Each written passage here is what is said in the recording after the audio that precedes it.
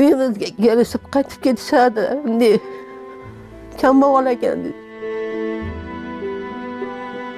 Ikkinchi qizimni ham turmushga berdim. Xotin o'yinga berdim buni ham. Qilmaganlari qolmadan hamma ishni qildirishdi, boshqa qilmalik. Bodri ektirish, toruz ektirishdi, hamma yo'lni qilishdi. Kim ko'nglidan chiqarsa berishardi. Bitta narsaga yedisam egallab olding deb urishardilar. Hatto yoqayotgan yoqilg'ilari yo'q, ko'mirdir, o'tindir yo'q. Hatto shunaqa ust-boshlarini yoqib kun kechirishayotgan holatlargacha guvoh bo'lganmiz. Mukarram ayaning 3 nafar qizi bor. Turmush o'rtog'i vafot etgan. Betobligi sabab u uyini o'z vaqtida ta'mirlay olmadi. Shu bois qizlarini ham vaqtida turmushga uzata olmagan. Kambag'alma. Kelgan do'st uyimizni ko'rib ketaverdi. Endi iloji yo'q, xotin o'yinga berdim oltar. Berdim, qilmaganlari qolmadan hamma ishni qildirishdi, boshqa qilmalik. Bodri ektirish, toruz ektirishdi, hamma yo'lni qilishdi. Keyin bu nima qilmayli, mehnatdan qochma. Ikkita ukam bor, ularni ham o'yladi. Ayaning xonadoniga sovchilar kelardi, ammo xaroba uyini ko'rib qaytib ketaverar edilar. Kelishadi jo'jalar. Uyimizga kelishib qaytib ketishadi. Endi kambag'al ekan. Keyin ikkinchi qizimni ham turmushga berdim. Xotin o'yinga berdim buni ham. Uni ham berdim. Xola kim yordam bergani keladi bevosita? Mahalla deymizmi, hokimiyat kimlar yordam bergan? Qanaqa nima qilishgan? Yig'lamang faqat. Mahallamizda Ashita damkomimiz bor. Damkom Ashita. O'shalar eshimisha yurib, kim ko'nglidan chiqarsa berishardi. O'shalarni bilan chiqarardim. Keyingi 2 nafar qizlari ham shu tariqa turmushga chiqdi. Ammo ular ham qaytib kelishgan. Yillar davomida uyda non qilib sotibdi. Tiriklik shu bilan o'tdi. Qizlar esa qo'shnilardan mahsul olib chiqib qirg'oqlarini tikib berardilar. Ammo yashab turgan uylari mana bu ahvolda. Ta'mirlashga qurublari yetmaydi. Uyga qaramasidalar, rahmatli. Bitta narsaga yedisam egallab olding deb urishardilar. Mayli. Indamasdim, ishonasizmi? Shu to'riga o'tirgani ham bezillardi.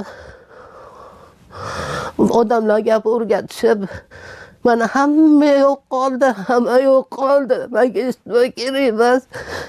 Hamma yo'q qolib ketdi.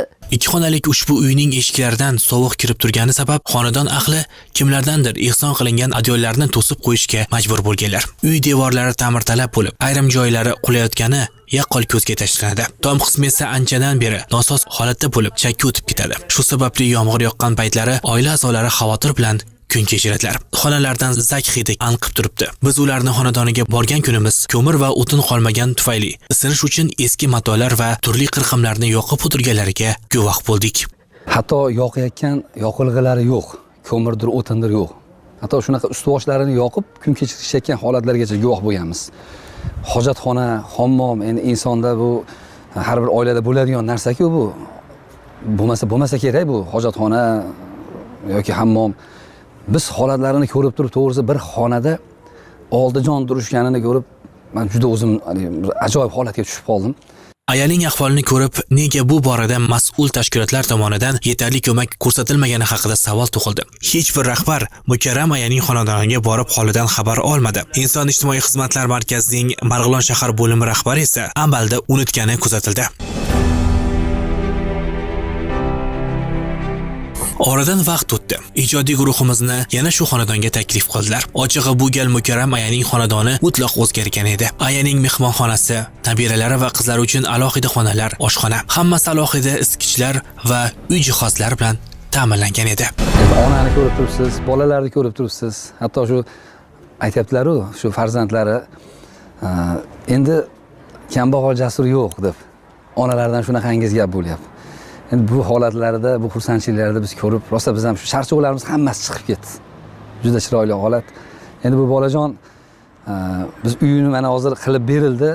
Endi o'qisin bu. Mana sportga boradi, sportlari bilan shug'ullansin. Shu uyim joyim demasin endi bu. Shunaqa chiroyli holatda uylar qilindiki, endi bolajon ertaga kelajakda bir o'zi o'rnini topib, bir yurtimizga, xalqimizga foydasi tegadigan bir shunaqa kadrlardan bo'lsin.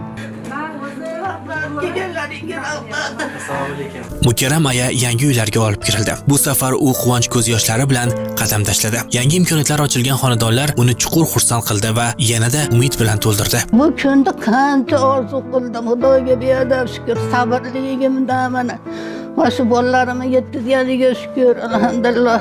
Birinchi o'rinda prezidentimizga rahmat, shunchalik sharoit yaratib berganlariga shukr, alhamdulillah.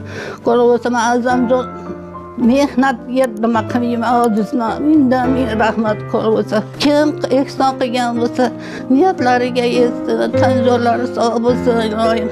Mana shunaqa bolalar ko'payaversin, iloyim yurtimizda. Mendan rahmat. Mana men o'yin orzumga yetdim. Endi ko'nglim to'q. Yo'lda ko'nglim to'q.